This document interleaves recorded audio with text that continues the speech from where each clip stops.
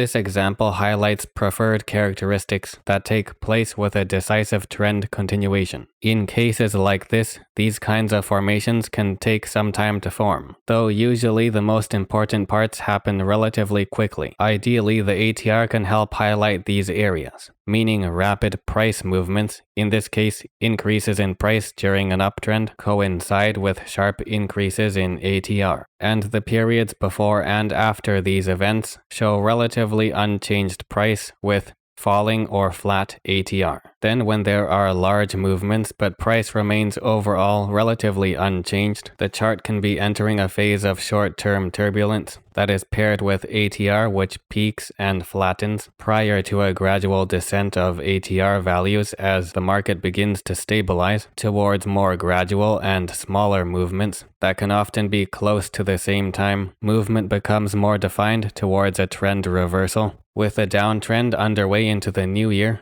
let's take note of this well-defined range which is horizontal but has a slight bearish advantage, especially with selling building up around the 210 area within the past few weeks. Then although ATR is almost the same as this drop, it could be considered a decisive break lower, because it's a relatively significant spike in comparison to the past few weeks, when ATR was gradually decreasing, and price remained flat over the past few days. Also, it's a clear close under the well-defined 210 boundary. Then in the following few days, ATR begins to decrease like before, but that doesn't mean the progress of this downward continuation is over. Also, pay attention to the consistent selling volume which is actually gradually increasing as price gradually closes lower. This has been a great demonstration of how making basic observations in addition to applying the ATR indicator can explain how a major continuation can take place with what would at first appear to be a break that was not exceedingly strong when just looking at the ATR beyond the short-term context.